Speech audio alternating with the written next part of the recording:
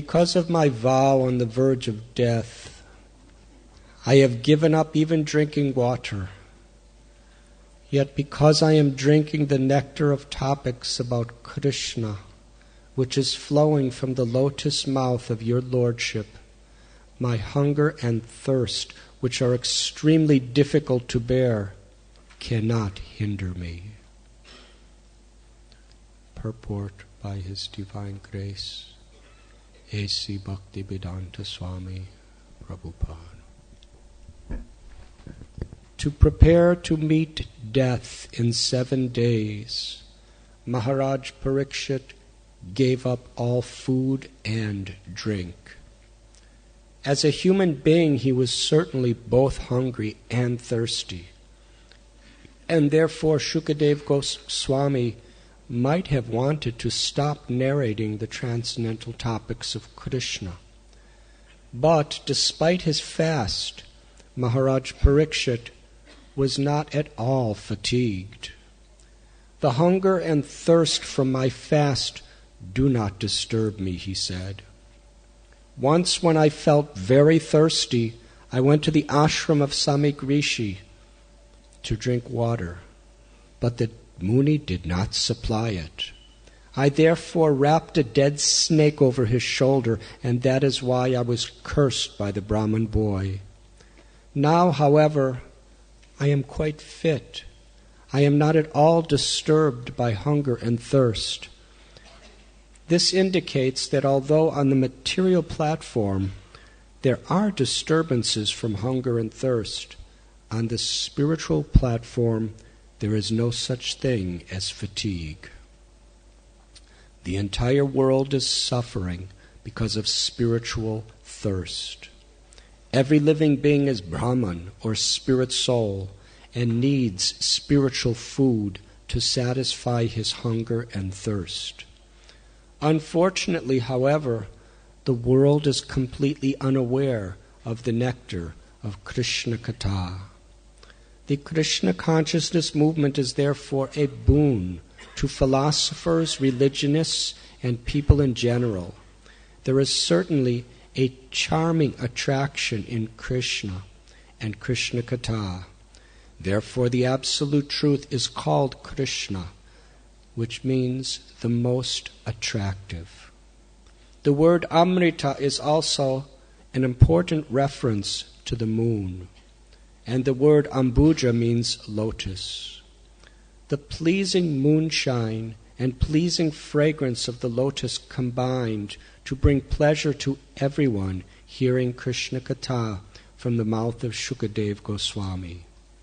As it is said, Matirna Krishne Paratasvatova Mitho Pipidyet Grihabrathanam Adand Gopir Vishatam Tamishram Puna Punas Charvata Charvananam. Because of their uncontrolled senses, persons too addicted to materialistic life make progress toward hellish conditions and repeatedly chew that which has already been chewed. Their inclinations toward Krishna are never aroused, either by the instructions of others, by their own efforts, or by the combination of both. Srimad Bhagavatam 7:5-30. At the present moment, all of human society is engaged in the business of chewing the chewed. Puna punas charvata charvananam. People are prepared to undergo mrityu samsara varatmani, taking birth in one form, dying, accepting another form, and dying again. To stop this repetition of birth and death, Krishna Katha, or Krishna consciousness, is absolutely necessary. But unless one hears Krishna Katha from a realized soul like Shukadev Goswami, one cannot relish the nectar of Krishna Katha, which puts an end to all material fatigue, and enjoy the blissful life of transcendental existence. In relation to the Krishna consciousness movement, we actually see that those who have tasted the nectar of Krishna Katha lose all material desires, whereas those who cannot understand Krishna or Krishna Katha regard the Krishna-conscious life as brainwashing and mind control. While the devotees enjoy spiritual bliss, the non-devotees are surprised that devotees have forgotten material hankerings.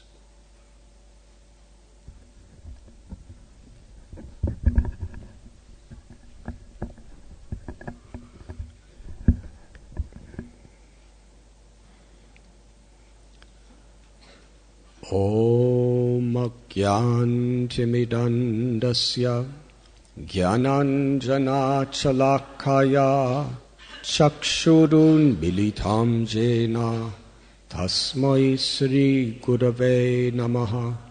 Sri Chaitanya Manobhishtam Sthapitam Yena Bhutale Swayam Rupa Kadamayam Tadati Swapadantikam.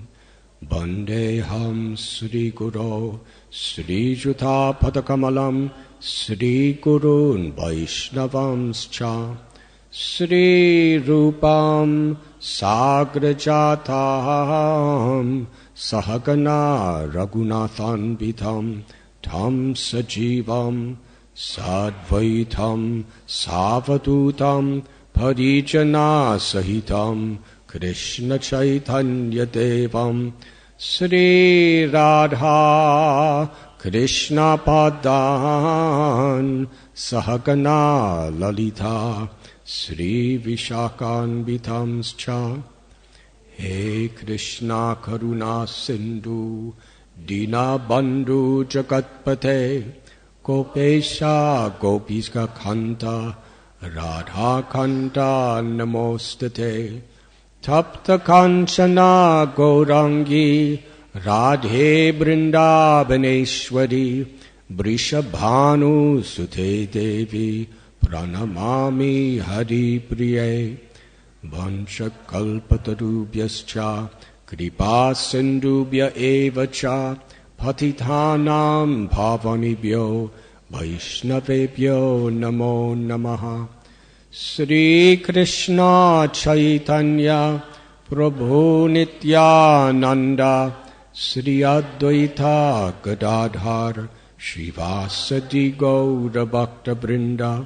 Hare Krishna Krishna Krishna Hare Hare Hare Rama Rama Rama Hare Hare.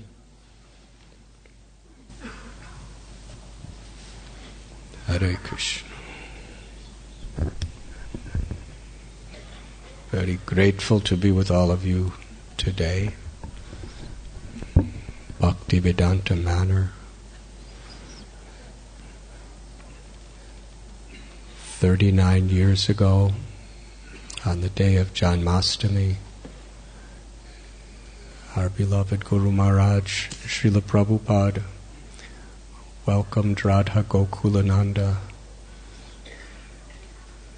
to appear and manifest their beauty, their grace, and the opportunity to render infinite varieties of service to them. And over the years, the dedication of the devotees has manifested such a festival as we have seen the last few days. Tens and thousands of people from all walks of life coming. Dramas, exhibitions, incredible varieties of prasad, kirtan, satsang, attracting the hearts of so many. I thank all of you for this monumental historical service.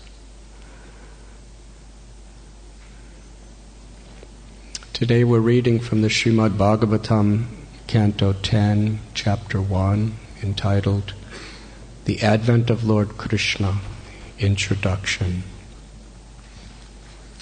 text number 13. Herein, Parikshit Maharaj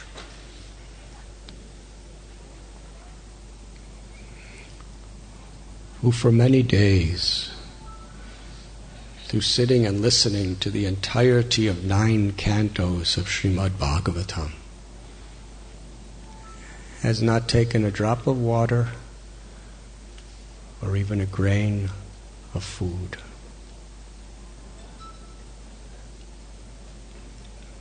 And he's telling Shukadeva Goswami that previously, due to just a couple hours of no water, he was so disturbed by thirst that he did something which was so foreign to his natural behavior. With his bow, he put a dead snake on the shoulder of Samik Muni. Parikshit Maharaj always honored the great sages. Why did he do that? We can understand it was Krishna's plan, because he wanted to set the stage for the Srimad Bhagavatam to be spoken for the welfare of all humanity. Could everyone hear me? Thank you. Of course, if you couldn't hear me, you wouldn't be able to answer anyway. But in the back, can you hear? Thank you.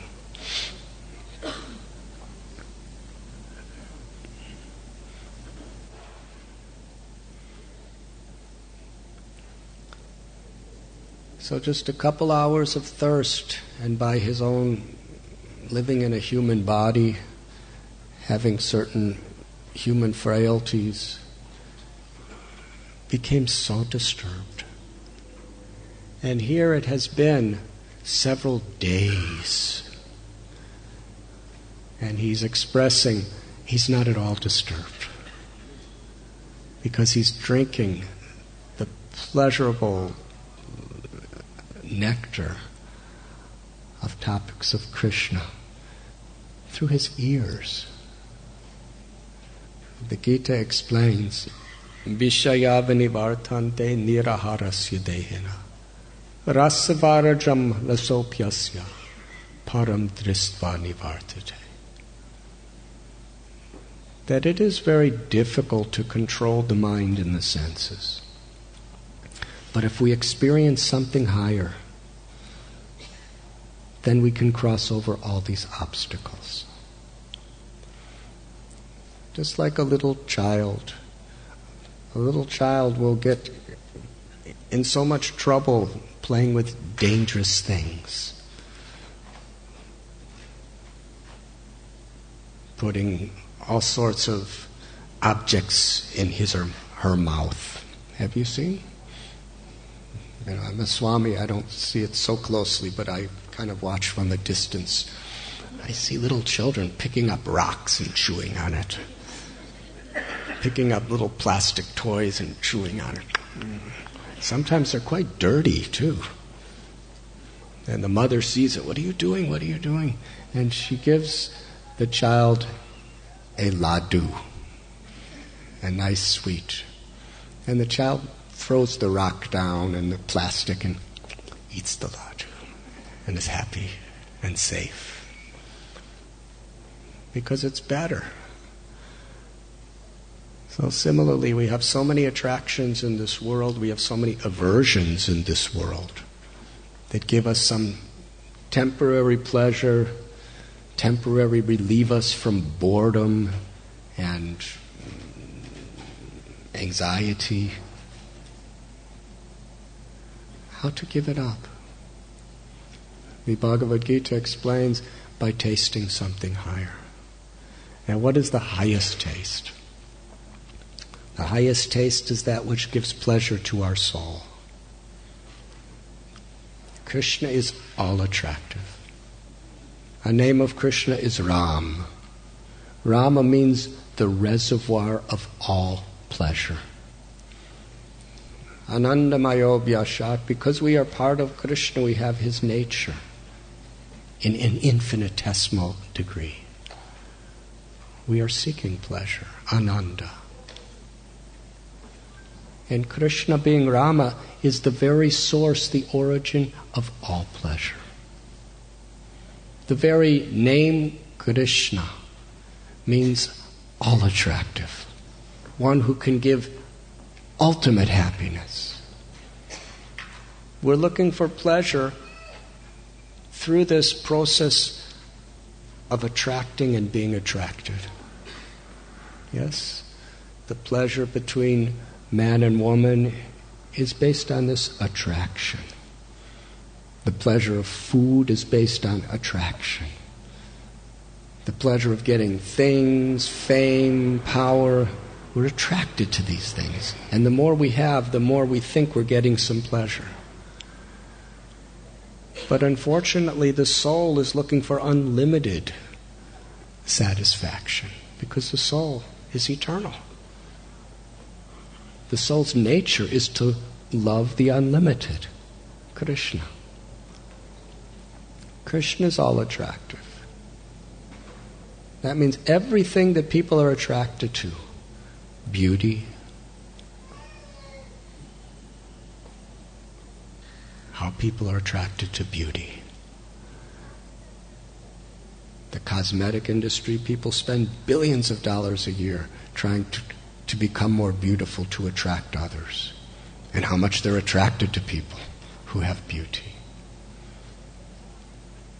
And the whole world is now being attracted to the Olympics in London, which are just a few miles away.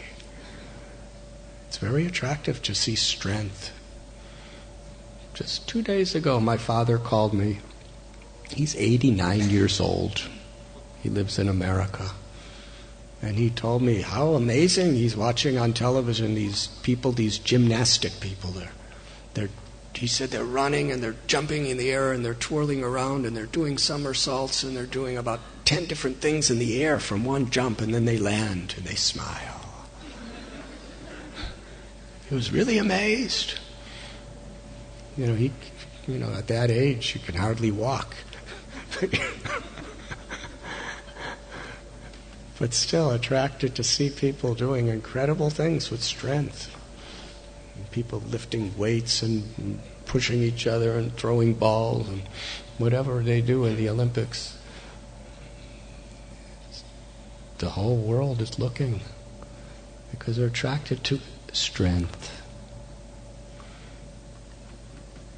And how many people are in the universities and the colleges, professors, students, knowledge, studying for the best years of their life, attracted to knowledge. People are attracted to fame. When a person's famous, people crowd around them. Even if you don't really care about them, if they're famous, somehow or other, there's some attraction there.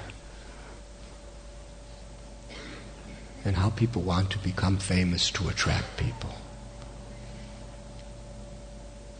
Otherwise, what's the use of putting so much energy to become famous?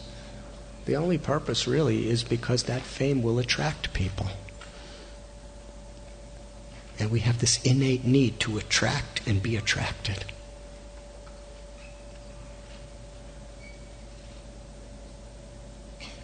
Wealth, very attractive. And for some people, renunciation is extremely attractive.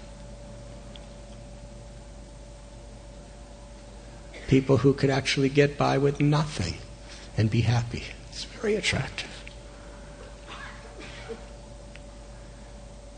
Krishna has all these qualities. He's the origin of all of them.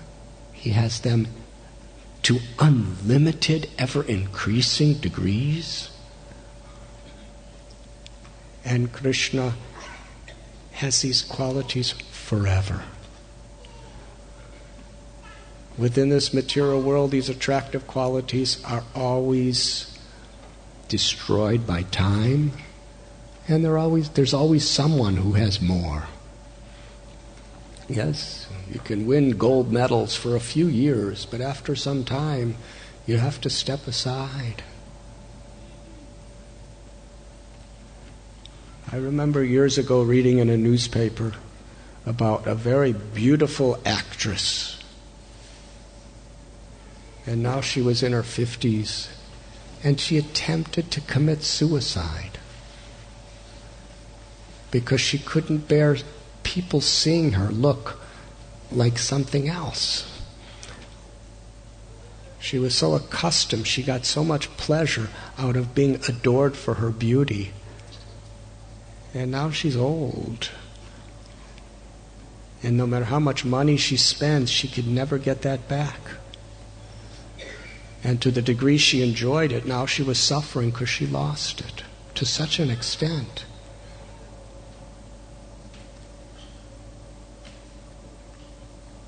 But when we become attracted by Krishna, our happiness is ever increasing because Krishna's attraction is ever increasing.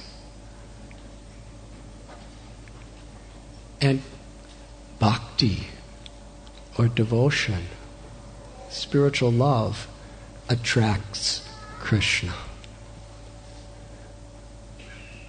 This is what bhakti is about.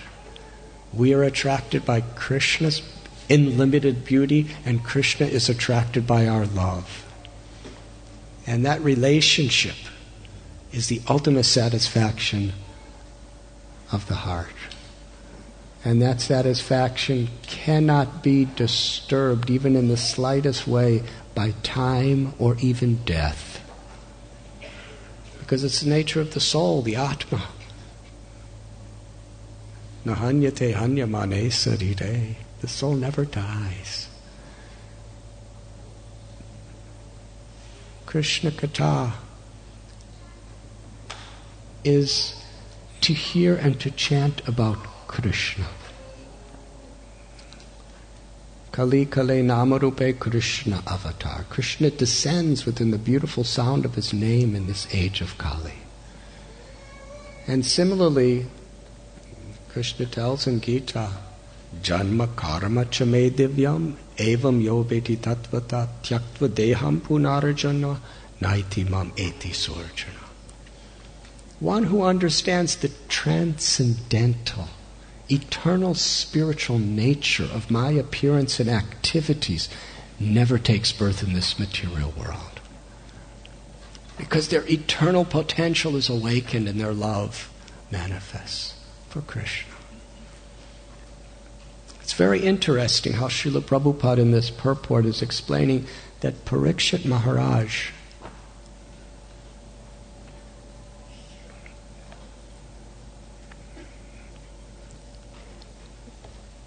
he was a human, and therefore he naturally had these human conditions. The human condition of being hungry and thirsty.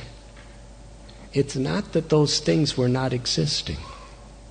In fact, Shukadev Goswami, according to this purport by our beloved Srila Prabhupada, he's explaining how Sukadev Goswami is considering maybe I should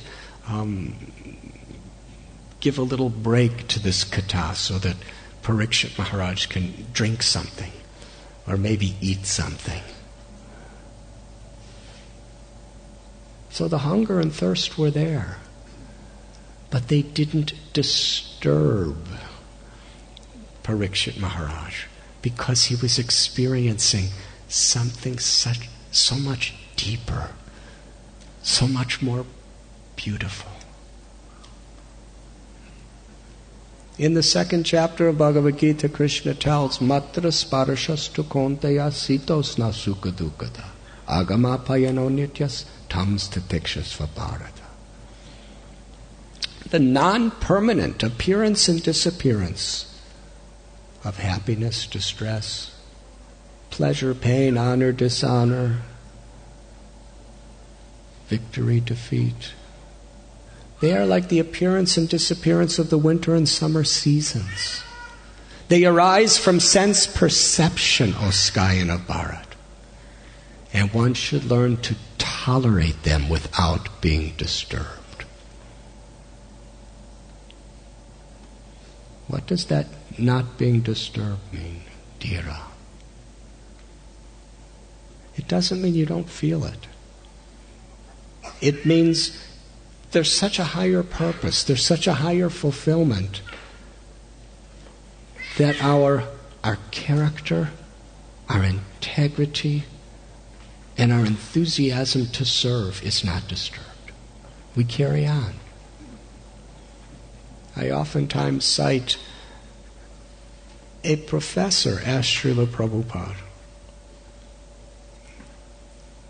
in Mahabharata, when Abhimanyu, Arjuna's son, was killed in a very unfair way, Arjuna was very disturbed.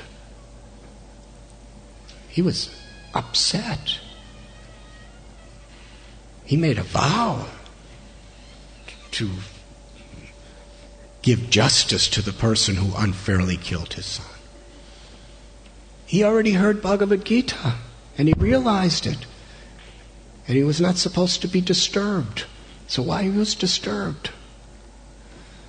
And Srila Prabhupada explained, it's a human nature. If your son dies, you're very sad. It's not that being a devotee makes you some inhuman robot, programmed like a computer to chant verses and to do service. But that human propensity in Arjuna, it didn't divert his attention from his integrity, his character, and his enthusiasm to serve Krishna.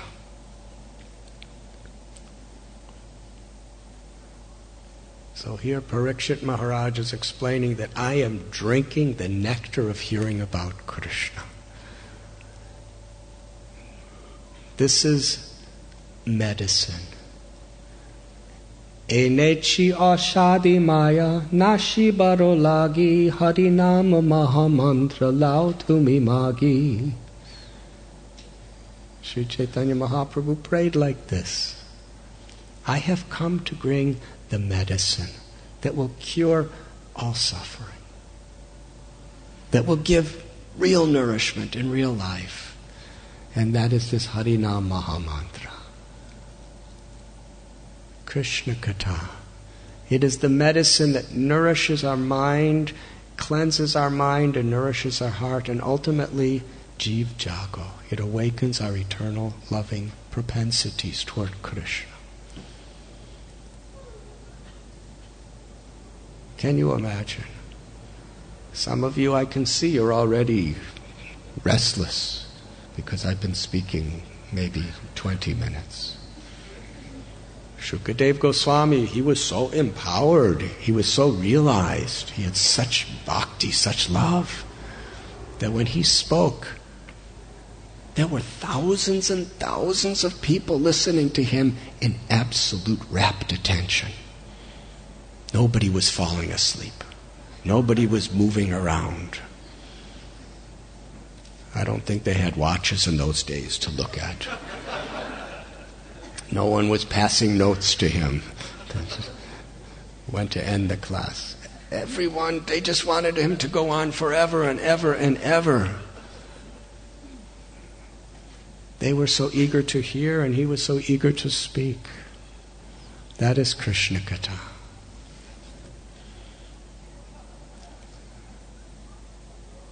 And when we develop this taste to hear about Krishna, taste to speak about Krishna, to chant about Krishna, it can empower us to overcome all obstacles. And obstacles will come. We should expect them. Not only should we expect obstacles, but as devotees, we're taught to welcome obstacles. Lord Chaitanya Mahaprabhu told us obstacles on the path of devotion are our friends, because they help us to really take seriously how much we urgently need to take shelter of that higher power beyond our own. The power of grace, Krishna's grace. And when we take shelter of that grace, we are infused with a power infinitely greater than our own.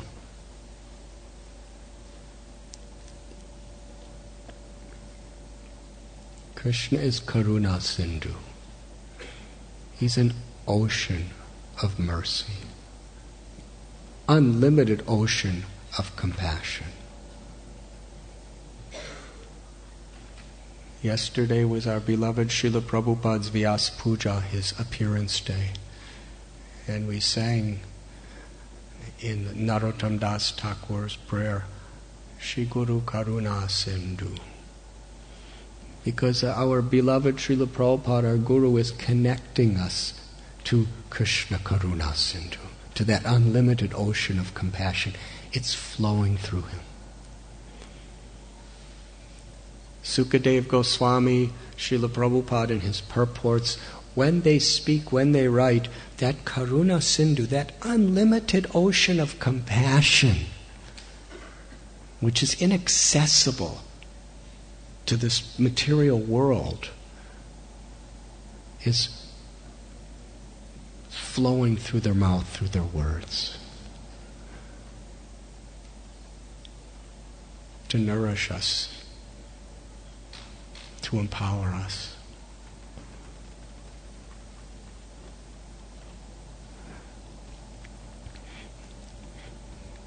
And Krishna, who is all attractive, Bhaktya mam abhijanati, bhaktyatwana nirashakyam aham evam vidurjana. Krishna says, by devotion, I reveal myself. And you could see me standing before you, as I am. This is the deepest, most esoteric truth of the Scriptures. That the all-powerful is overpowered by the love of his devotee. That the all-attracted is attracted by the love of his devotee. And Krishna tells in Gita, Patram pushpam palam toyam yome bhakta prayachati. He doesn't need things, but he loves our devotion. He's the husband of Lakshmi, Sarvaloka Maheshwaram, the proprietor of everything that exists.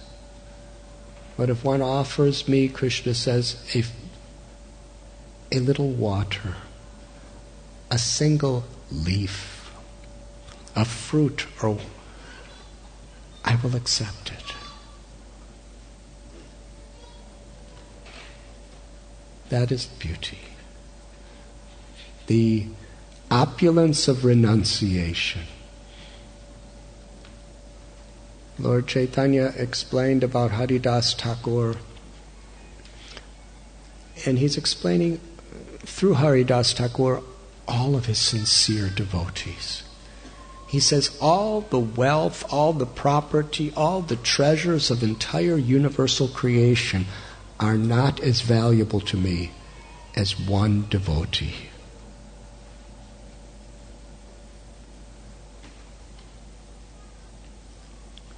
There's a beautiful story about a devotee of Srinathji. He was actually a very wealthy man. He was giving Harikathas and making a lot of money. But then he was told that you're not supposed to make money doing Harikatha. You should just do it for the pleasure of Krishna. So then all of a sudden he had no money. And in Vrindavan, we read in this Chaitanya Charitamrita how the 6 Goswamis, their primary diet was some coarse rotis and chickpeas. Chickpeas are a very common thing in Vrindavan, very cheap. Yesterday for Prabhupada's feast, one of the main sabjis was a chickpea sabji. It was super excellent. I can describe that with great enthusiasm, but we'll save that for another day. Just chickpeas with there was tomatoes and spices. It was wonderful.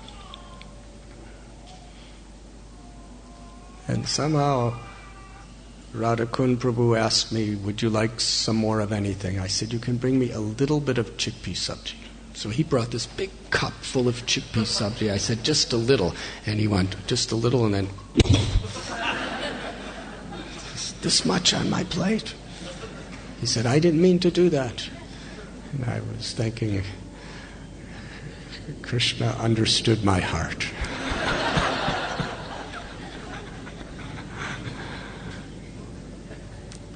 So this devotee, he had his deity, and he was offering the deity chickpeas. That's all he could have. He would go out begging, and people would give him chickpeas. But he wanted to make wonderful feasts of so many preparations. So he would meditate on making kheer, sweet rice. And as he was preparing, he would prepare chickpeas in the mood of making sweet rice. And then he would make, cauliflower or spinach sabji. And he would make ladus and halava and gulab jamun, so many different preparations. And one person came, another devotee, and he saw that, just like any other day, there was so many little piles of chickpeas around the deity. And he said, what is this? He said, oh, it's a feast I made for the deity. What do you mean a feast? I just see different piles of chickpeas all over the place. He said, no, don't you see? This is spinach sabji, and this is squash sabji, and this is halava, and this is laddu, and this is malpura. This is condensed milk. He said, it's just chickpeas. He said, no, I'm offering these preparations. This is what's my bhava. This is what's in my heart. Krishna's accepting it. And then after the offering was made, he said, can I serve the feast to you? And he said, the guest said, of course. He was expecting just all kinds of different, they all looked the same. It's not that he spiced the chickpeas with different, he didn't have any spices. It was just the same old pile of chickpeas in just different places from the human eye. But then the devotee said, this is malpura. So the person, malpura, it's chickpeas. When he tasted it, he tasted the most delicious malpura he ever had. This is halava. He picked up a chickpea. It had the flavor of halava. It had when it went into his mouth, it had the texture of halava. But it was still a chickpea. Krishna's bhavagrahi. Krishna accepts the devotion. And in this way, he manifested his devotion in such a way. And in doing so, shows the world that there is no material impediment to pleasing Krishna. If we are sincere, if we are enthusiastic, if we are genuinely motivated for Krishna's pleasure, then there's nothing in this material world that can stand between us, because Krishna accepts our devotion. Srila Prabhupada writes, Krishna does not accept the things that you offer. Krishna accepts the purpose, the intent in which it is offered. So if you have pure love and all you have is chickpeas and you want to make Krishna a wonderful Kut Mahotsav with 1,008 varieties of preparations. Krishna will taste the particular preparation you're meditating on in every chickpea, and can even reveal that to ourselves.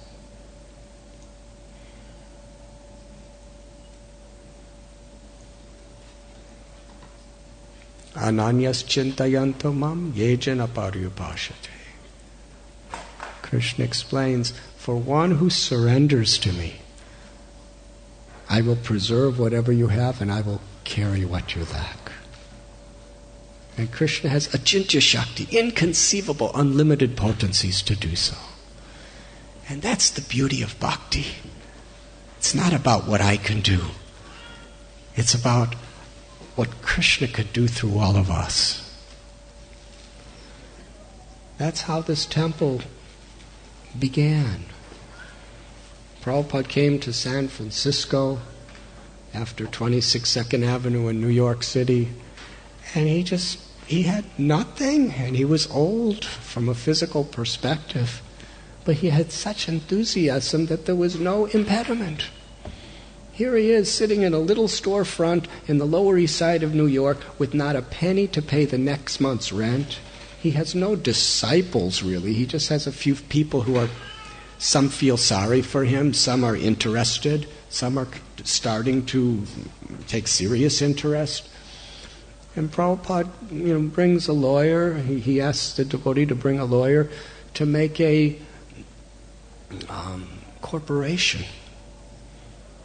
called the International Society for Krishna Consciousness, with centers all over the world.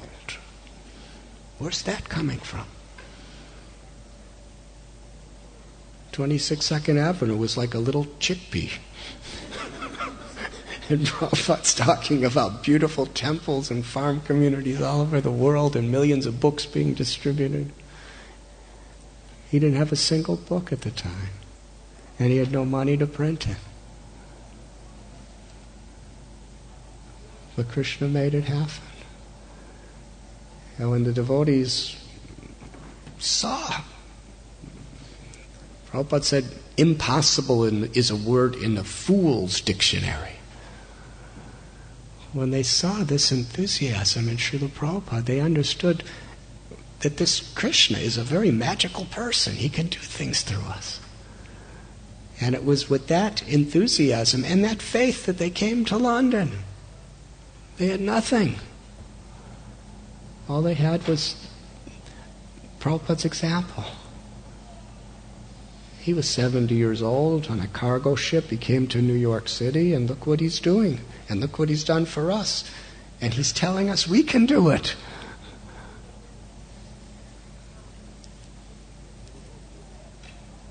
They didn't know a single person in England. And they had this thought, we will give Krishna to the Beatles. Every young person in the entire Western world wanted to meet the Beatles. And they were not even going out into public settings anymore because people were so crazy for them. Everything was very private.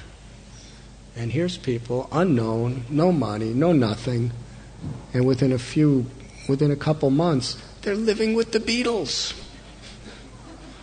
And they invite Prabhupada to live. And pretty soon they have this nice temple in Berry Place. They didn't have any money for it, but somehow or other they got it. And then Jagannath deities. And they wanted Radha Krishna deities. Where are they going to get Radha Krishna deities? They had no money, they had no contacts. And somebody calls, and right here in London, they got Radha Krishna deities, Radha Landanishwara. And they had a temple. And the temple was over-flooded. What are we going to do now? So George was inspired and helped to get Bhaktivedanta Manor. How is all this happening? From nothing. But there was enthusiasm. And there was faith in the miracle and the magic of Krishna. who can empower us to do incredible things. There's no material impediment to devotional service. If we have the right character, the right enthusiasm, samsiddhir haritoshanam, and the genuine desire to please Krishna.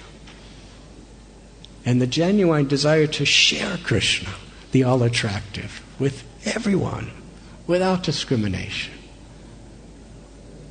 Imagine Srila Prabhupada coming from Vrindavan, and he was, as we were telling yesterday, when he was living in Haight-Ashbury with these hippies that were very much immersed in drugs and free sex and not much bathing. It was a completely different culture. But the hippies in Haight-Ashbury felt Prabhupada is one of us. He's our family, and we're his family. They loved him, and he loved them. Because Prabhupada understood. He was so intoxicated with the ecstasy of love for Krishna, he wanted to share it with everyone. And he did. The greatest treasure. When Krishna was living in Gokul, a fruit vendor came out of the forest. It was a lady from the jungle. She had no education. She had no caste. She had no social standing. She was just living in the jungle. And somehow or other, for survival purposes, she would get some fruits. And she'd bring them to little villages and cry out, "Does anyone want to buy any fruit?" And Krishna heard her. And Krishna wanted some fruits. Actually, Krishna had his own motive. He saw his mother, because there were no currencies. There was no rupees or pounds or dollars in those days. It was by bartering. So he saw Yashoda Mai. She would trade some milk or some dahi or some grains for something else. And in this way, everybody had everything they wanted. So Gopal picked up some grains and started running to get the fruit. But as he was running, he was so small. He was hardly about between 2 and 3 years old. As he was running in great excitement, the grains were falling out of his tiny little flower-like hands. Some were falling between his fingers, some were falling from both sides of the hand. And he finally came to this very old fruit vendor and said, "Give me fruit, give me fruit." And put out his hand, and she looked in his hand, and there was hardly one little grain. Some wheat grain or something. And Krishna smiled and said, "Give me fruit, give me fruit." His name is Mukunda. Mukunda has several meanings. Mukti means liberation. Krishna is Mukunda. For those who take shelter of him, for those who please him, Krishna gives the highest liberation, prema bhakti. And Mukunda also means one whose beautiful face and smile is like a flower called a mukund flower. Krishna's smile was so enchanting. She just wanted to please this child. Love awakened in her heart to a degree. She just wanted to make him happy. She said, "My child, I'll give you as many fruits as you can carry." And Gopal said, little tiny hands. She filled his hands, and then she filled his arms, and Krishna smiled again and ran away with the fruits. And she was so happy. She made him happy. To make Krishna happy is our happiness. When you water the root of the tree, every part of the tree is happy. And we're all parts of Krishna. She was so happy giving Krishna these fruits for nothing.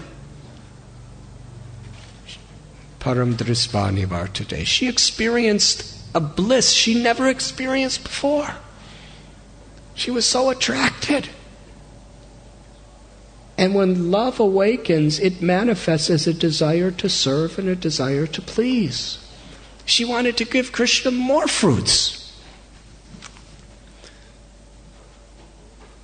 She had a basket.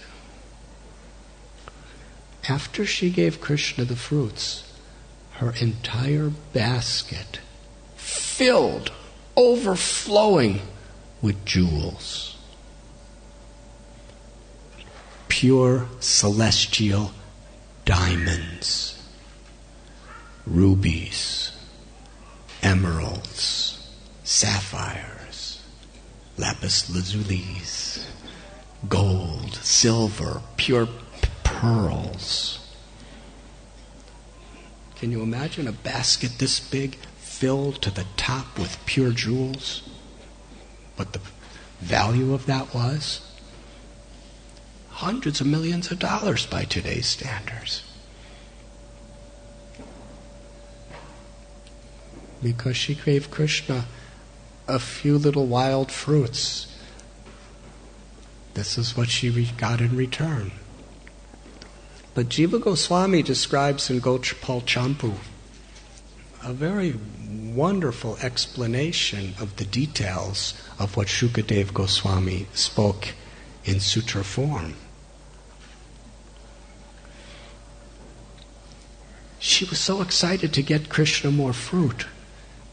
She picked up the basket and ran back, and she didn't even look to see what was inside of it. And obviously this basket was extremely heavy, but she didn't even notice the weight because she was so enthusiastic, so excited to bring Krishna more fruit to make him even more happy. She went to her little hut in the forest and she gathered more fruits, and she went to put those fruits in the basket, and she saw her baskets filled with jewels. She just emptied all the jewels out as if they were worth nothing and filled them with fruits and ran back to give them to Krishna. And she went out of Krishna's door and she was crying, "Gopal, Gopal, I brought more fruits for you." And Gopal came running out and smiled and took the fruits and brought them inside.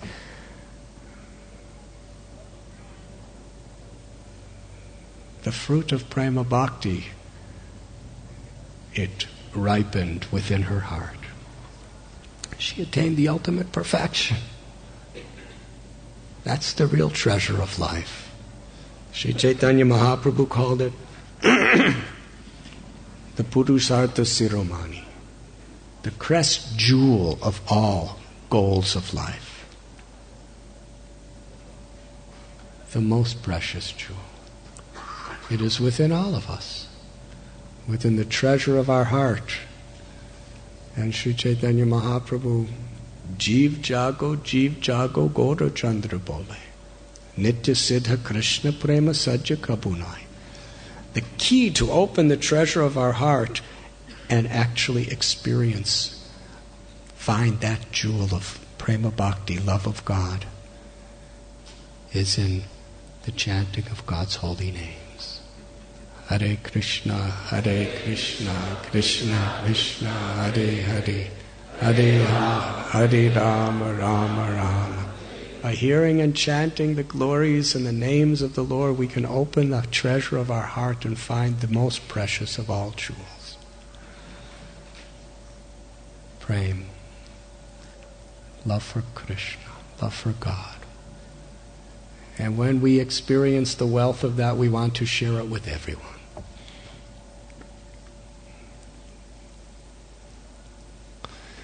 Krishna told Yashoda, "Look what I have, all these fruits." Yashoda said, "Where did you get these fruits? You don't have any money." There's no money, I'm sorry. Where did you get these fruits? How did you get them? He said, this old lady gave them to me. He said, "An old lady?" Yashoda said, she was a little worried. Some strange lady. He said, "Gopal, you can't trust everyone just like you trust your family members at home. And Gopal looked at her and smiled and says, "What does it mean to not trust somebody?" And then Gopal said, "Let's give out these fruits to all our friends and relatives, the Brijabasis." So Yashoda, she put the fruits in her sari, which means there wasn't that many of them. How many can little Krishna's arms hold? And she went and started giving them out. And there was a few in her sari, and Krishna kept supplying. And the more she gave out 1 fruit, 2 fruits, 10 fruits, 20 fruits, 100 fruits, 200 fruits. There was only a few in her sari, and she kept giving, and there kept being a few more. She was giving out unlimited fruits. Because Krishna, these are the fruits of the love of his devotee. Just like a devotee wants to share Krishna's love with the world, Krishna wants to share the love of his devotees with the world. Krishna was distributing this old illiterate forest lady's ecstatic sweet fruit of love with all the Brijabasis. That was Krishna's greatest pleasure. And there was no limit to that love. In this way Krishna lived. And we discussed yesterday how Krishna was bound by the rope of Mother Yashoda's love.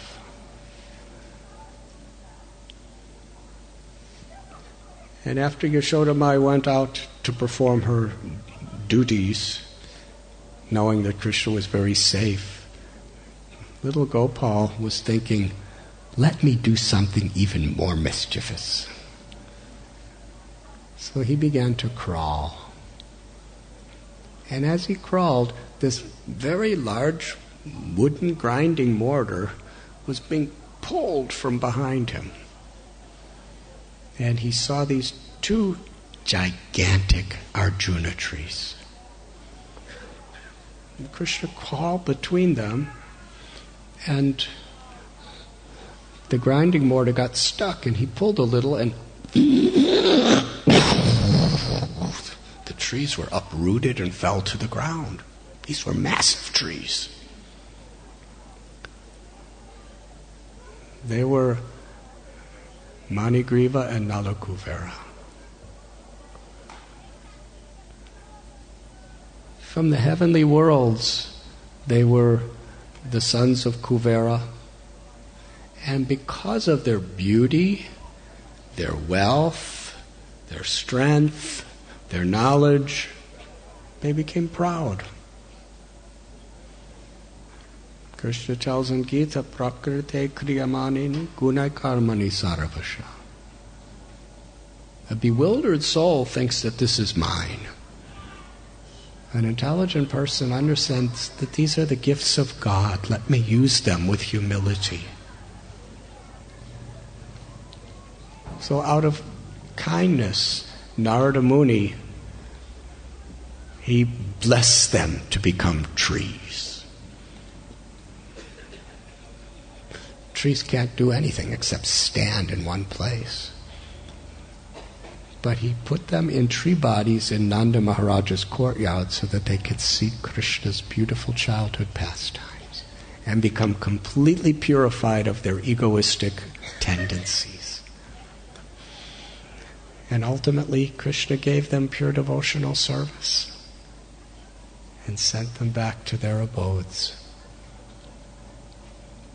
Soon after this, Nanda, Upananda, Abhinanda, Sunanda, Nanda, Nandan, they all came together with the other senior cowherd men and decided Vrindavan is not a safe place. Gokul is not a safe place.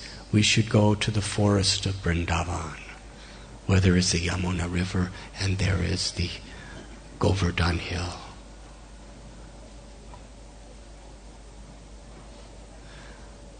When Krishna was in his Poganda Lila, when he was in his Kumar Lila, just a young boy.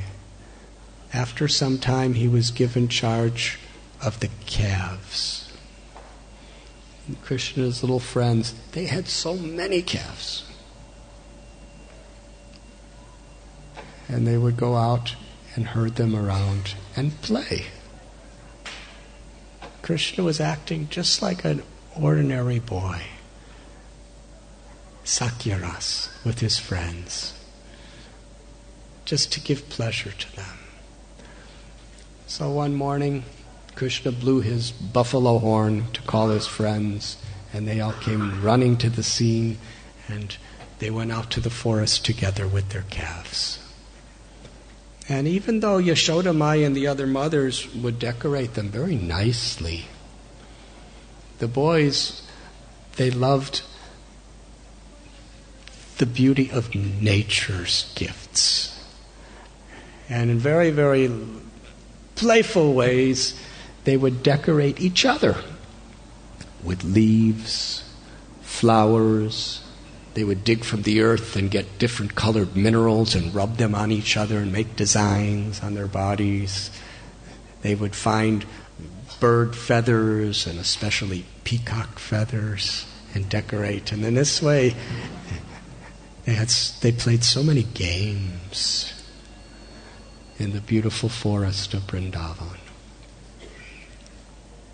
Krishna would go to a little distant place to look at a panoramic view of the scenery of Vrindavan. And one boy would say, I will be the first to touch Krishna. Another boy would say, no, I will be the first to touch Krishna. No, I will be the first to touch Krishna. They all came running to Krishna to see who would be the first to touch Krishna. And Krishna, he can fulfill everyone's desires. We cannot estimate how Krishna pleases his devotees by any materialistic consideration. Krishna could have thousands of cowherd boys all running to touch him first, and everyone is thinking, I touched him first. Sometimes they would play with fruits from the trees. They would throw a stone at a fruit in a tree, and the fruit would fall down, and they would play so many ball games.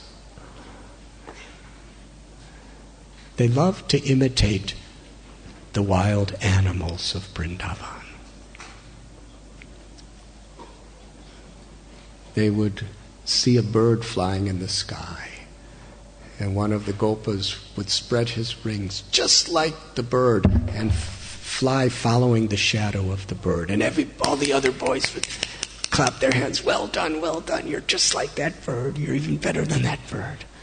And the bird's looking down like,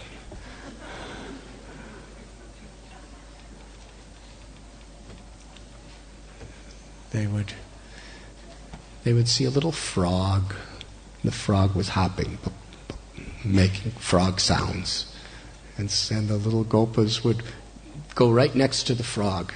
And every movement of the frog they would imitate as exact as possible. The frog would go, and the boy would go.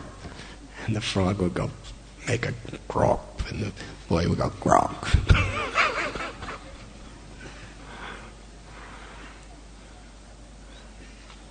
Sometimes they'd see a monkey in a tree, and a gopa would sit next to the monkey, and the monkey would look at the boy and make a monkey expression, and the boy would make the exact same monkey expression toward the monkey, and they'd start looking at each other and making expressions. And then the monkey would jump to another branch, and the boy, just like the monkey, would jump to another branch, and another branch, and another branch. And sometimes a mother monkey was with her little child, and a gopa, cowherd boy, she wouldn't see him, but her tail was hanging, and he'd pull her tail, and the monkey would, and she'd jump, and they'd start jumping just like the monkey. Sometimes ducks were sitting very quietly, and the little gopas would sit next to the ducks quietly. And then the duck would quack, and the boy would quack just like the duck.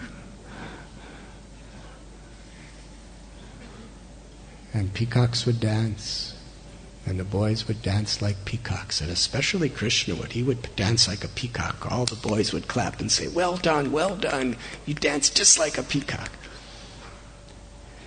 And the peacocks, sometimes Krishna would dance with the peacocks.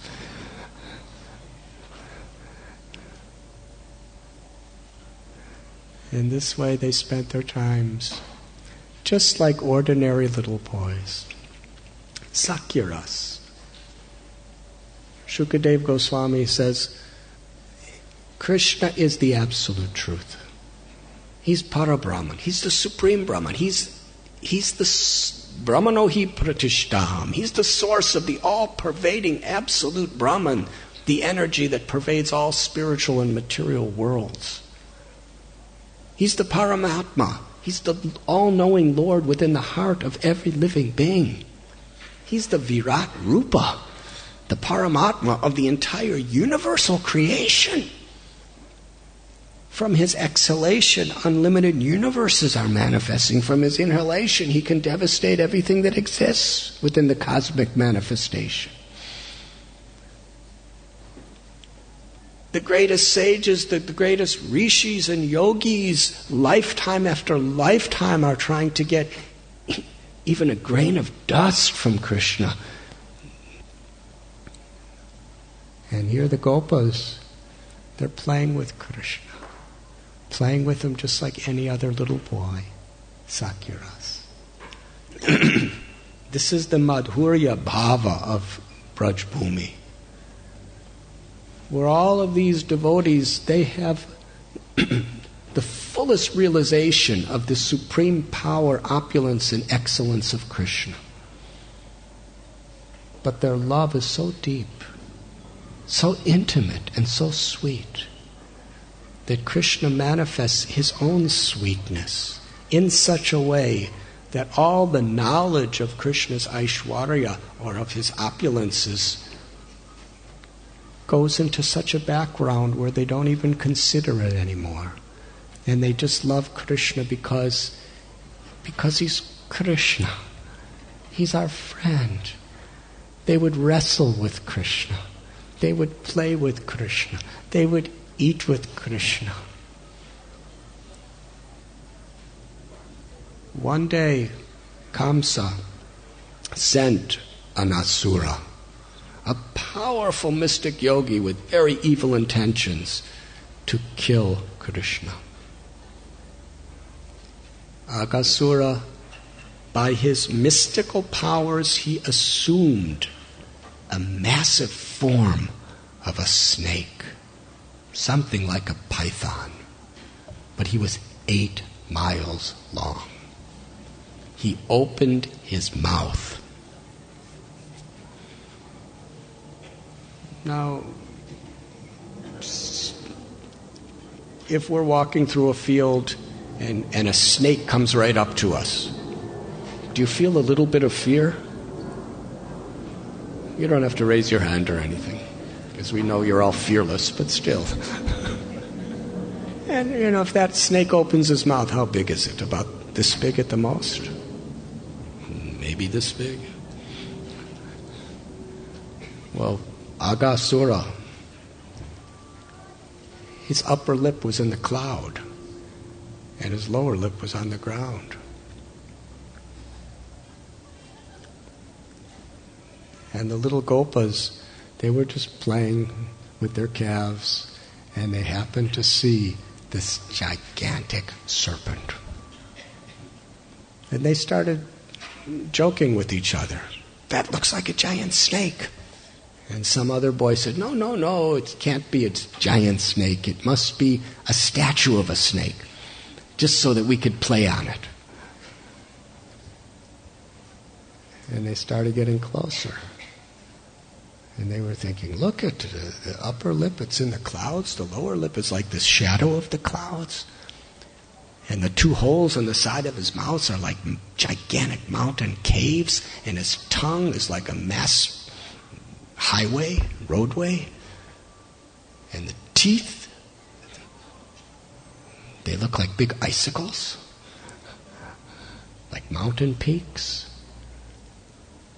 And that fishy smell is because he must eat things that are not supposed to be eaten.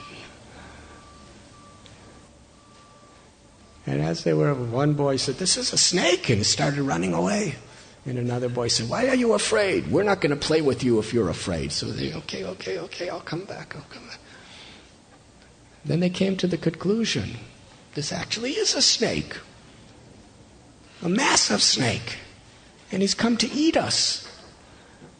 And they, Abhay Bhajahure Mana Sri Nandanandana Abhaya Charanara Vindare. They were fearless because they had taken shelter of Krishna.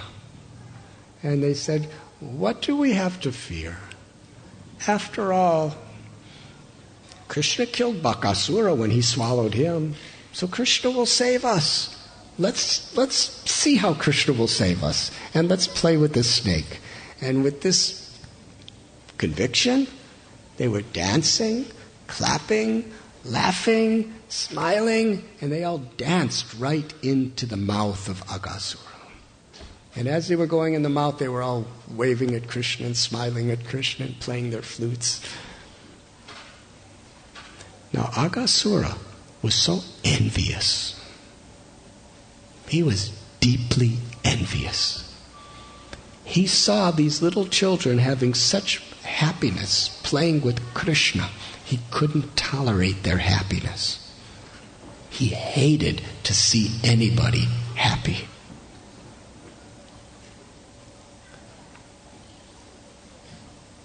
The nature of a saintly person is paradukkha dukkhi, that other people's happiness is our happiness, and other people's sorrow is our sorrow.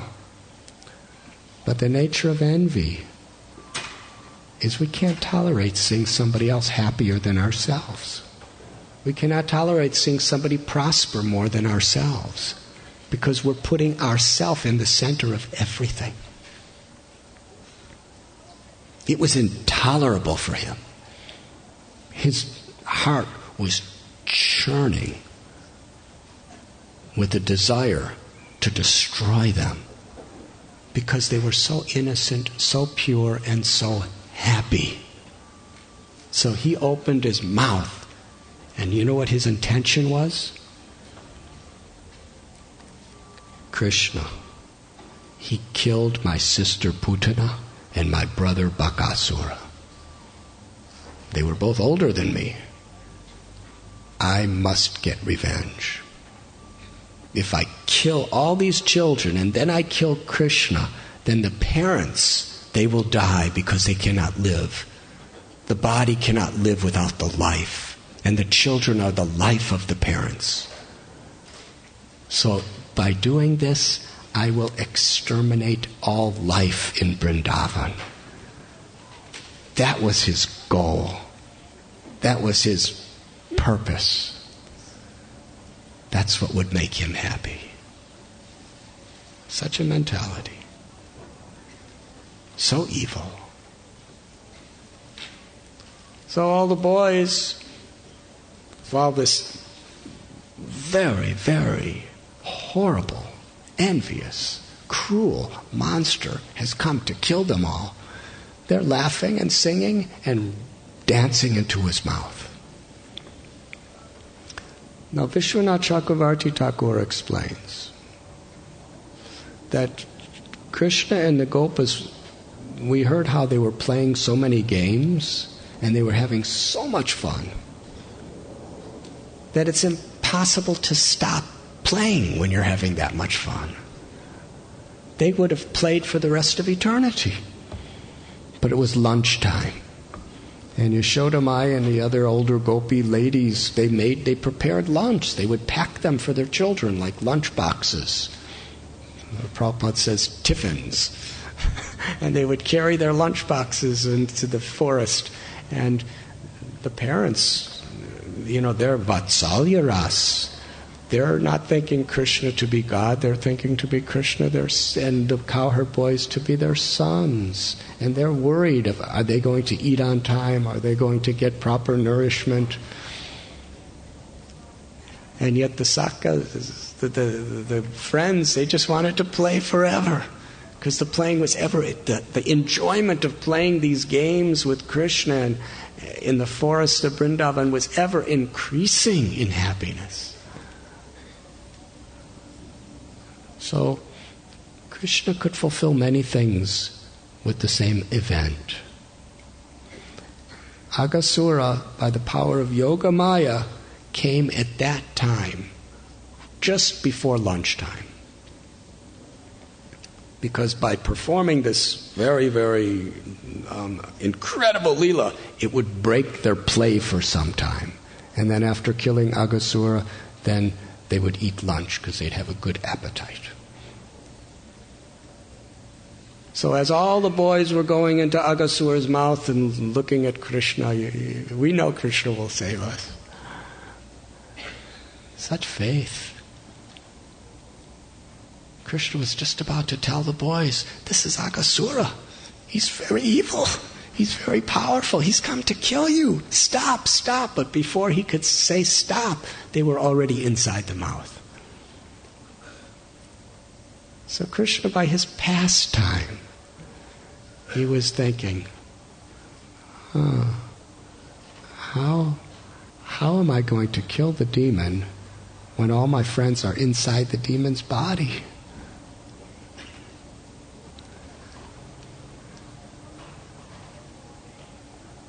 And then he made his decision. And Aghasura was just waiting for Gopal. And Gopal entered into Aghasura's mouth and he closed the mouth. It was absolutely pitch dark inside. There was no air. All the cowherd boys died.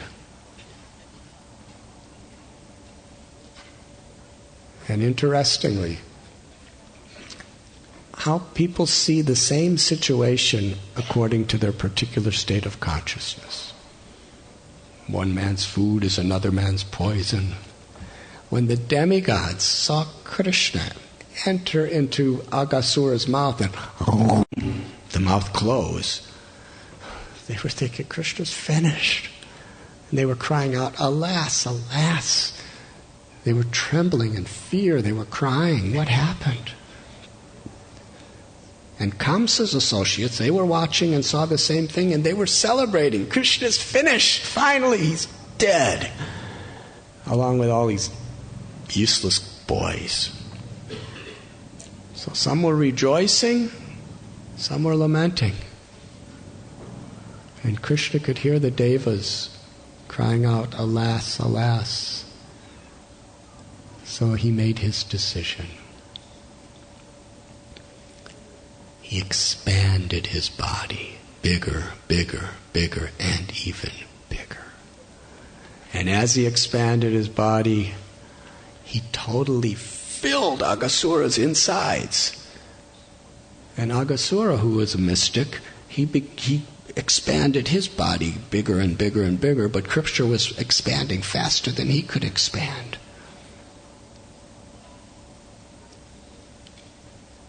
And at a certain time, Krishna filled him so much that no air could come in or out of Aghasura's body.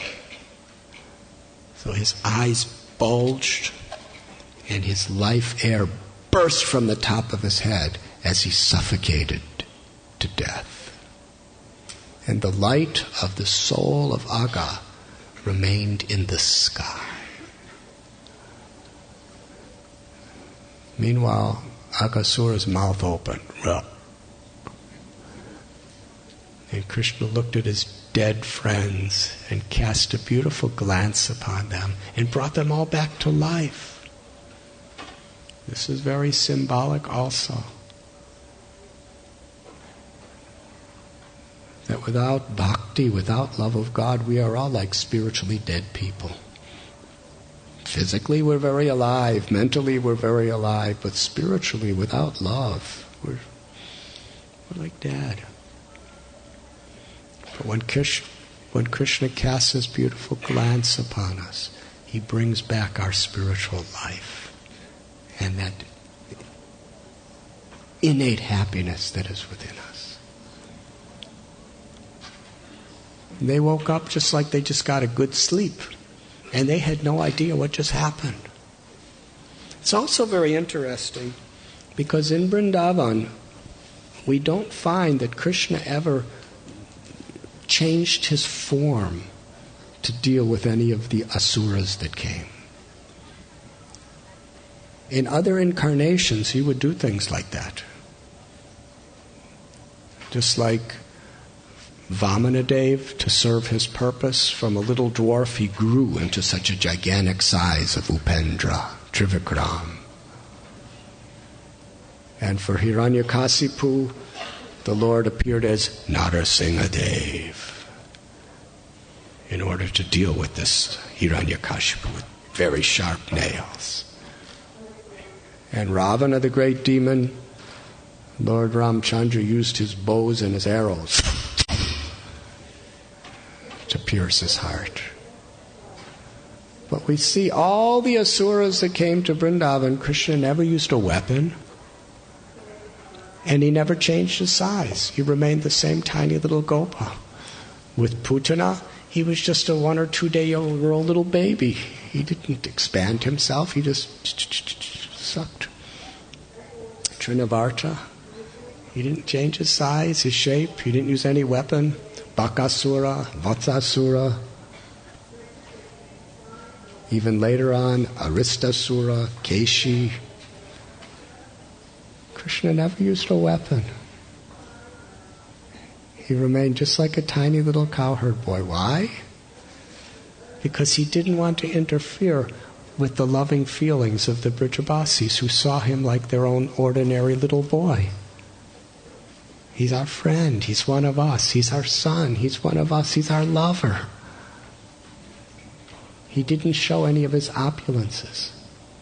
But in the situation of Aghasura, nobody was watching. They were inside. So he actually manifested his opulence by growing. Very unique Leela in Vrindavan. And when he came out, he was little Krishna again.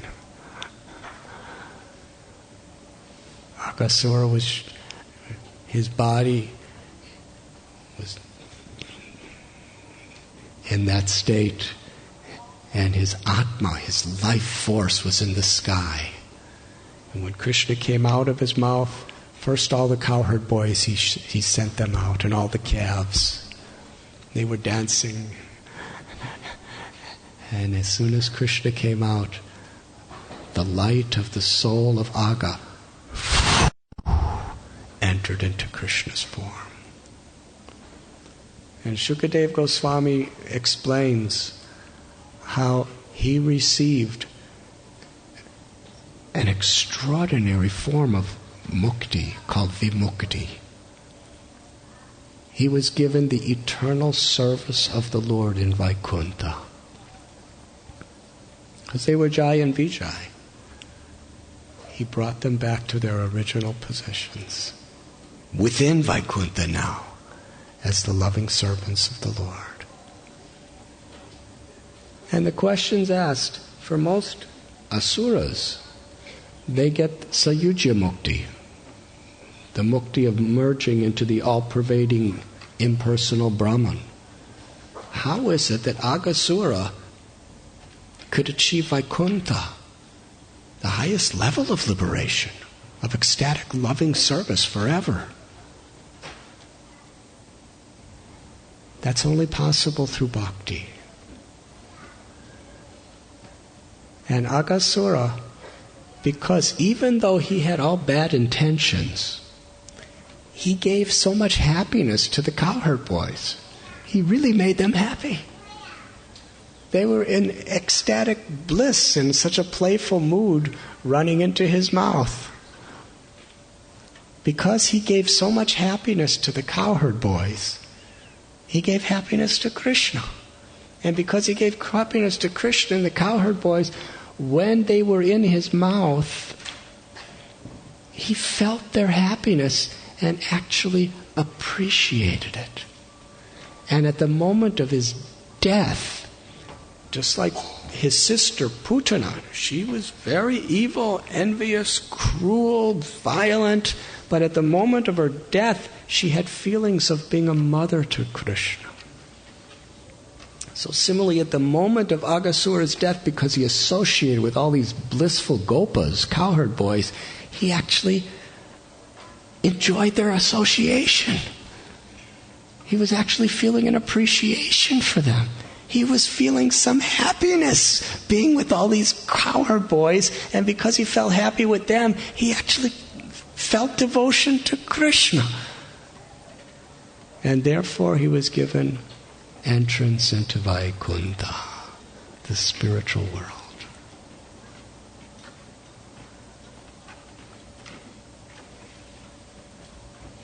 And all the cowherd boys were so happy. In fact, they played on his body for the next year. But after hearing this, Sukadeva Goswami said something that really interested Parikshit Maharaj. He said, this happened during the day.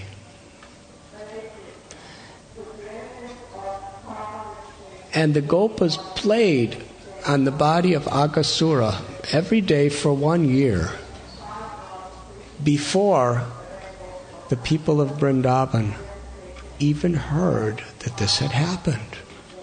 A year passed and they got the news that Aghasura was delivered on the same day. Parikshit Maharaj asked, how is that possible? How is it that a year later the Vrijabasis heard the story of Aghasura's deliverance as if it was the same day? Sukadeva Goswami then told one of the most beautiful of all stories. Can I ask what time it is?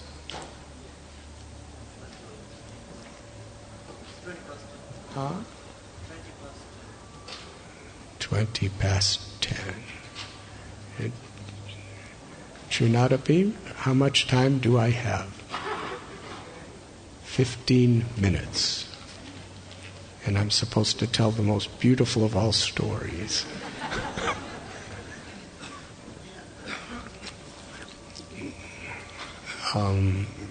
Should I tell the story?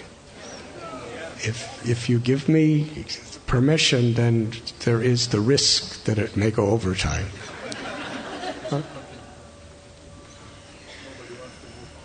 You are my authority. Thank you. On his order, I will try to tell the story, but I'll try to tell it very briefly. After Aghasura was liberated, the Gopas were really hungry. So Krishna said, let us have lunch. Let us find a very nice place to have lunch, because we're all really hungry now. So on the bank of the river Yamuna, they found a beautiful forest. And Krishna was glorifying the trees and the flowers and the bushes and the Yamuna and all the singing birds. Srila Prabhupada,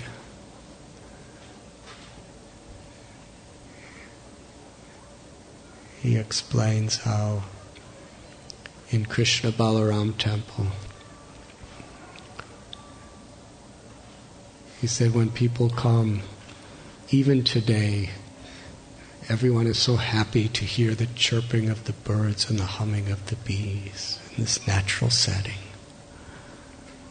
So they were so happy, and they all sat down on this riverbank. And Krishna was in the center, and all the boys were like lotus petals, and Krishna was like the whirl of the lotus flower. There were 8 boys around him, the 8 sakas, Asta sakas, and then there were 16, 32, 64, then hundreds, and then more hundreds and more hundreds. It was a multi-lotus formation. And all the boys had their lunches. And in their playful ways, they very creatively had different types of plates. They all wanted to have different plates from each other. Some were putting all their prasad on flowers. Others made plates out of leaves. Some made plates out of tree bark. Some made plates out of rocks. Some just were eating right out of the little lunchbox that their parents gave. And they were so happily showing Krishna whatever they had. And it was beautiful because they're all in big circle after circle after circle around Gopal. And each boy wants Gopal to look at them because they want to please him. They're smiling, just smiling at Gopal. And Gopal's smiling at them. Now here there are thousands of cowherd boys. And Krishna's not turning around, spinning around, trying to make eye contact with everybody the way we would have to do it and never be successful. According to Sri Chaitanya Charitamrita, when Sri Chaitanya Mahaprabhu was circumambulating Jagannath's temple with thousands of devotees, each devotee was thinking, Lord Chaitanya is only looking at me and smiling.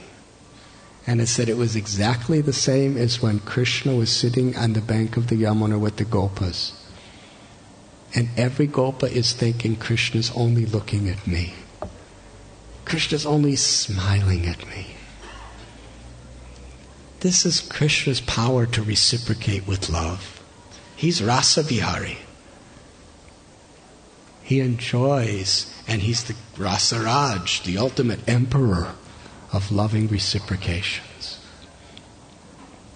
When Krishna was dancing with gopis during the Sarat Purnima, so many gopis, and every gopi is thinking, Krishna's only dancing with me. Each gopa is thinking, Krishna's looking at me. And Krishna was simultaneously looking at everyone as a little boy, fulfilling everyone's innermost heart's desire. Therefore, there was perfect unity. And Srila Prabhupada explains, this is the blessing that comes when Krishna is in the center. You see, all the boys wanted Krishna to be in the center of the lotus. And they were all petals. And all the petals are in complete harmony and support and affection for each other because they're all connected to the world. The problem is when we try to put ourselves in the center. Then we become disconnected or potentially disconnected from everything and everyone. But when Krishna's in the center, there can be loving union in a beautiful flower of the Sangam of devotees. And this is what Sankirtan is. Sankirtan is we're all chanting Krishna's names. If we were chanting, mridangas and karatals and harmoniums and horns and conch shells, and we're chanting, I, me, mine, I have done this, and I am this, and then there's going to be a lot of conflict between us. As soon as we take Krishna out of the center, there's potential conflict, disunity. Yoga means union, unity. Bhakti yoga means it's natural. When we just put Krishna's happiness in the center of our own life and in the center of our relationships with each other, then our life and our relationships blossom like this beautiful lotus flower. And we're all like those fragrant petals. So this wonderful lotus with Krishna in the center, Prabhupada explained, if we just put Krishna in the center, there can be harmony, there could be peace, there could be love. And Krishna will reciprocate so intimately. So one boy would say, Krishna, look what I have. My mother made this samosa for me. And Gopal would take out, Yashoda made this laddu for me. And Krishna would take a bite out of it, and it tasted so good. This is the nature of devotion. You don't want to keep things for yourself. You want to share them. Krishna would say, this tastes so good. Here, try this. And he'd give it to some other boy and another boy and another. They would all be tasting it. And one cowherd boy would taste, my samosa tastes so good, Krishna, you should eat it also. And Krishna would take the food right from the mouth of his friends and eat it. And in this way they were laughing and they were joking. Srila Prabhupada cites one particular joke where as they're eating, a bumblebee comes into the crowd. Bzzz.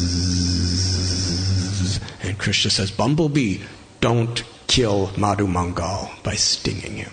And all the boys start laughing. Krishna's laughing and they're eating.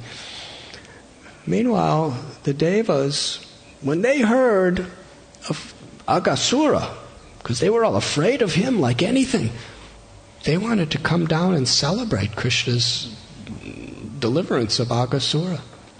So they came down.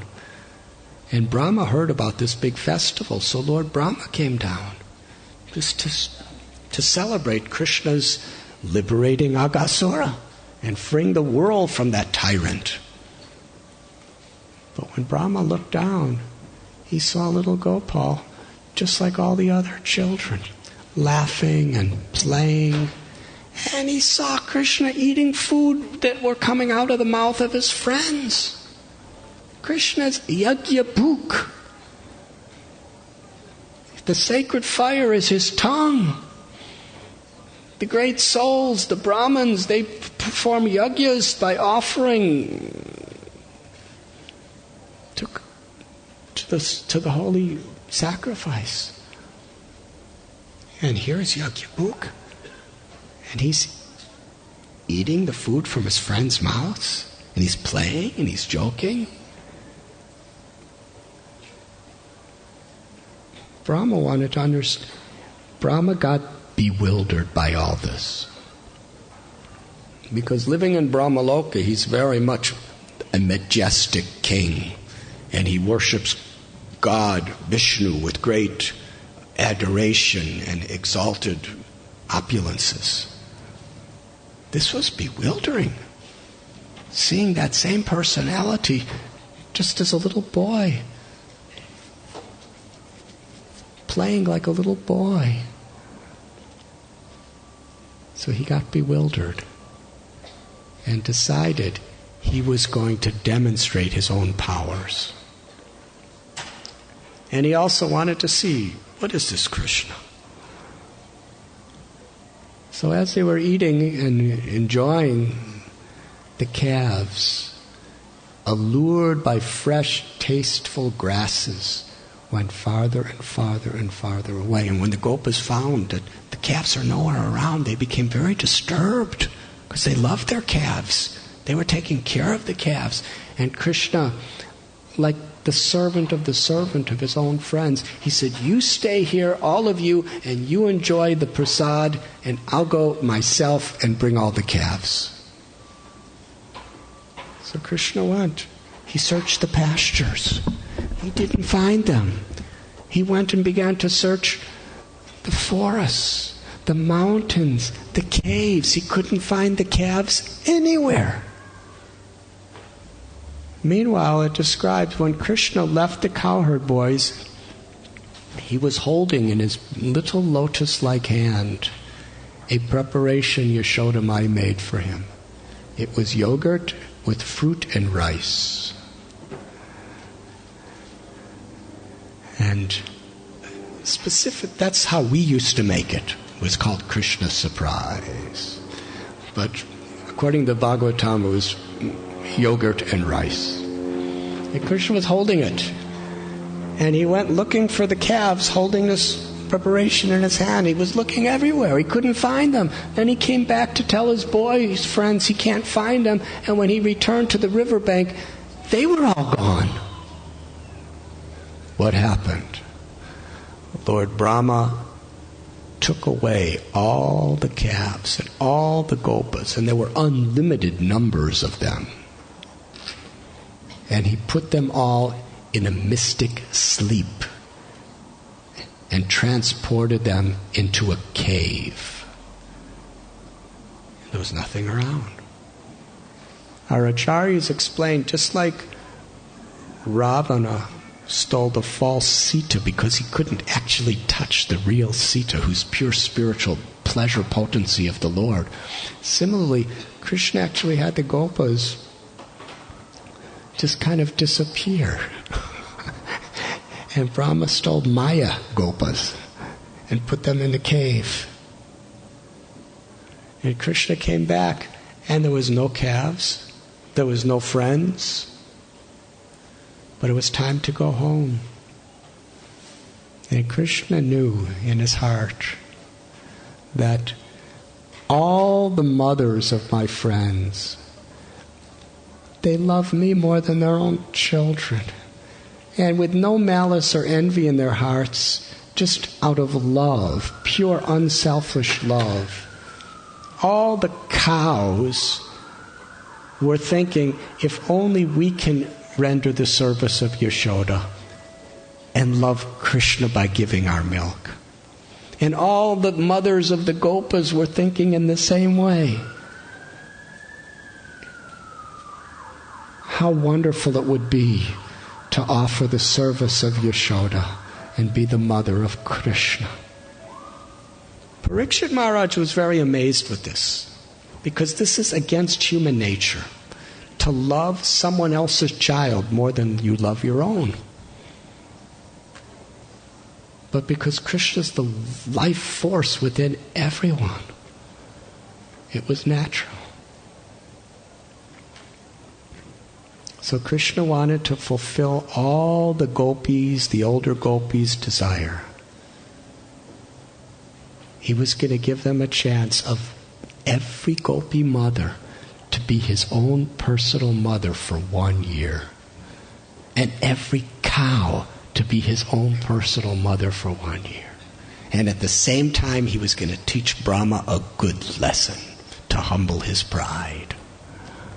So Krishna expanded himself to be every cowherd boy and every calf, to every detail. Each cowherd boy that Krishna expanded himself into was wearing the exact clothes of that cowherd boy, had the same tone of voice, the same bodily features, the same habits, the same everything, same stick.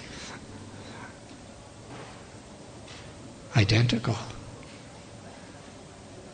And Krishna, in the form of all the calves, and Krishna in the form of all the gopas, entered into Vrindavan just like every other day. When they came to the village, Yashoda, Maya, and Nanda were there to greet Krishna. Balaram didn't go out that day, because this particular day when Aghasura was killed and Brahma stole the gopas was Balaram Jayanti, the birthday of Balaram. So Rohini kept him back to give blessings to him and have him give charity to qualified people and so many things like that. When the boys returned with the calves, the mothers of all the gopas, they greeted them like every other day, but something happened. When the boys were playing their little flutes and singing, the same love that they had for Krishna awakened in their hearts. And each of them embraced their children, and never did they find such ecstasy. They loved their children more than anybody could love children, but now they loved them to that supreme degree of loving Krishna. And they didn't understand why. The cows, when their little calves came back, they licked their calves and licked their calves and licked their calves. Practically, they had so much motherly love for their calves, they were about to swallow them. They were licking them so much. and the milk was profusely flowing out of their udders, and the little calves were drinking the milk, and the mothers were weeping in the ecstasy of serving Krishna without even knowing he was Krishna.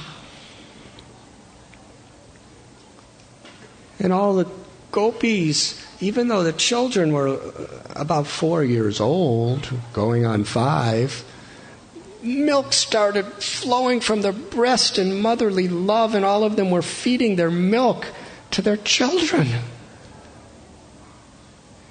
and feeling the ecstasy of Yashoda.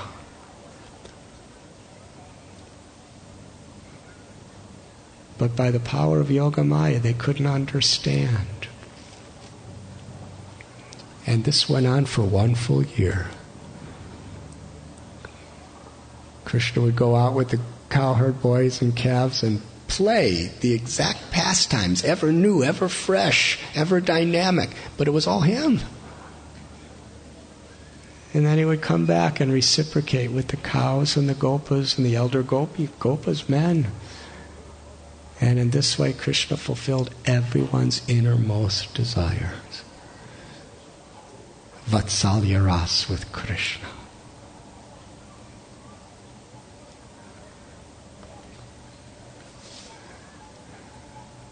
A year passed in this way.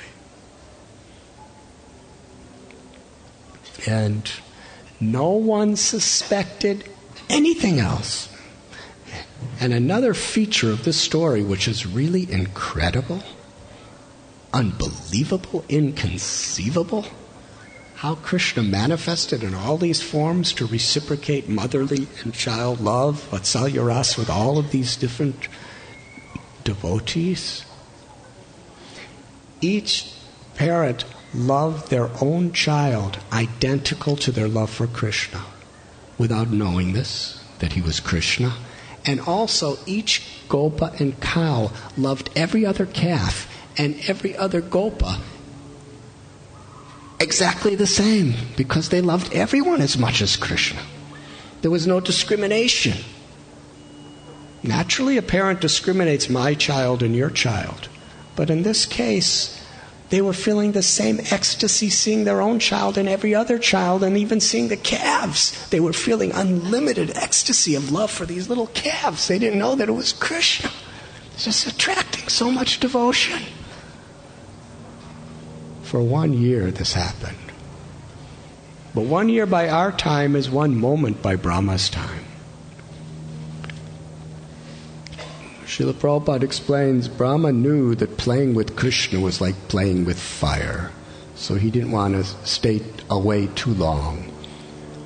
So in a moment he came back, but it was a year by earthly time, just to see what kind of commotion he had created.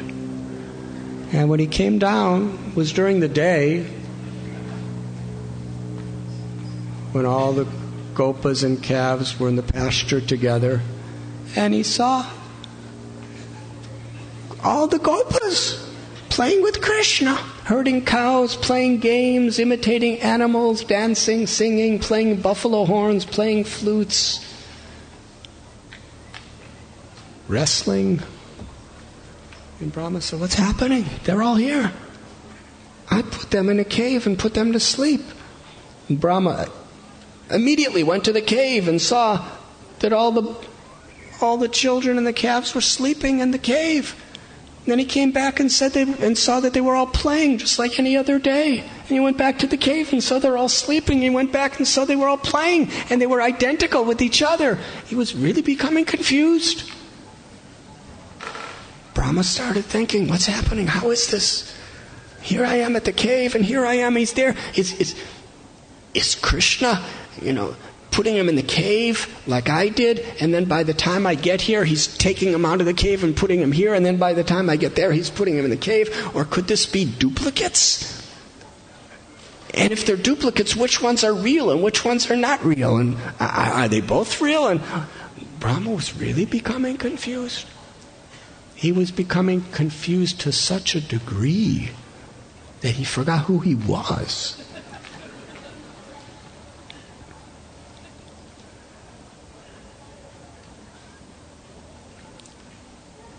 Something happened just 5 or 6 days before this. One day Balaram was with Krishna and all the gopas, and they were taking care of the calves. And the elder cowherd men were on the top of Govardhan Hill with cows.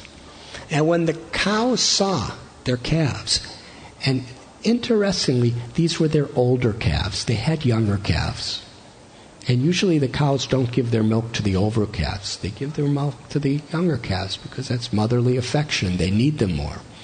But the cows, seeing these older calves, because a year went by, almost, they had such motherly affection because they were seeing Krishna.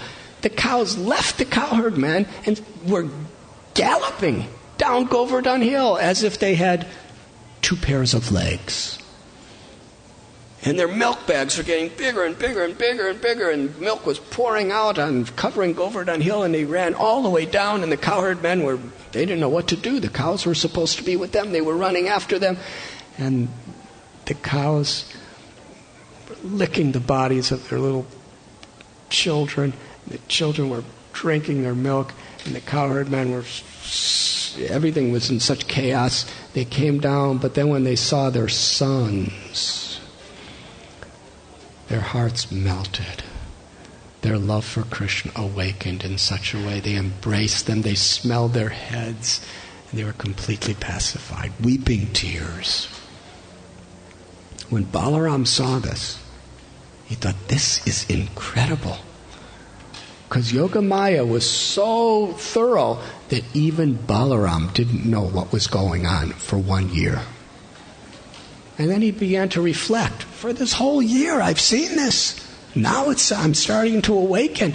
Everyone loves every child as much as they love Krishna. And even myself. I've loved all my